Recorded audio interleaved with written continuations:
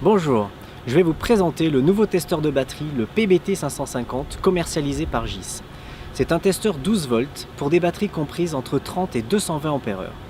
Il permet de tester le système électrique des véhicules 12 et 24 volts. Il est conçu pour résister aux températures extrêmes grâce à sa coque renforcée. Pour brancher le testeur, nous avons besoin de retirer les caches batterie comme ceci. Ensuite, vous prenez les pinces du testeur et vous reliez en premier la pince rouge sur le plus et la pince noire sur le moins, comme ceci.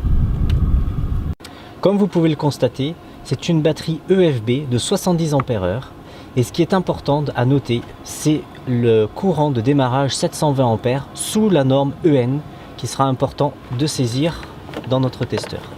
Donc pour tester notre batterie, on va appuyer sur le OK, où on rentre dans un menu principal, où on va sélectionner le test de la batterie. On appuie sur OK. Comme on a vu tout à l'heure, c'était une batterie EFB, donc on descend avec le curseur pour sélectionner la batterie EFB. On appuie sur OK. Ensuite, on sélectionne la norme. Donc on avait bien vu que c'était une norme EN, vous avez vu. Donc il faut bien se mettre en EN.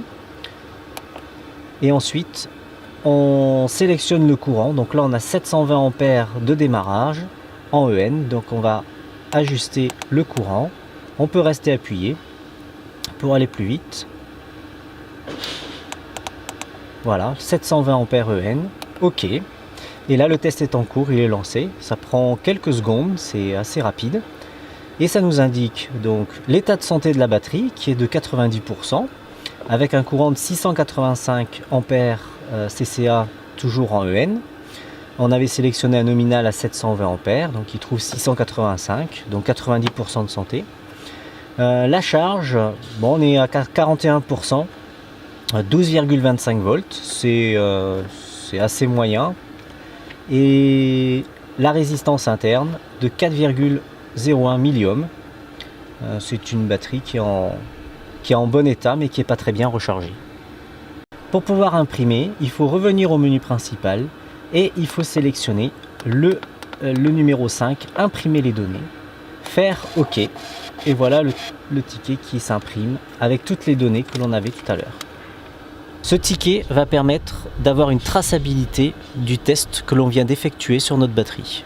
Je vais vous présenter maintenant le test de démarrage. Il suffit de revenir au menu principal, de sélectionner le 2 test de démarrage, d'appuyer sur OK et d'aller démarrer le véhicule.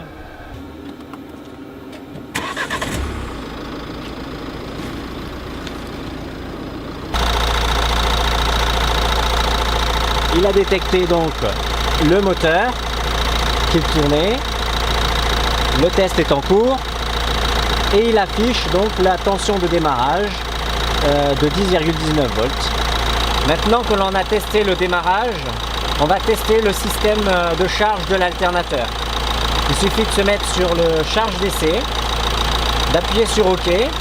On voit l'ondulation de tension qui est de 13,8 volts avec une ondulation de 15 millivolts environ. Le testeur fait une analyse du circuit de charge. Le testeur me demande de faire monter la vitesse moteur à 2500 tours minute pendant au moins 5 secondes. Pour cela, j'appuie sur le bouton OK.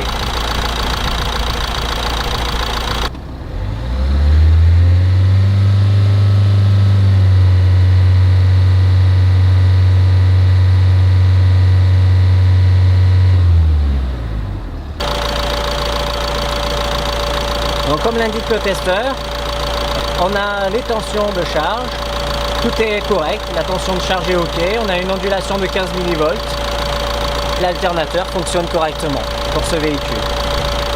Nous allons maintenant imprimer les données en revenant au menu principal.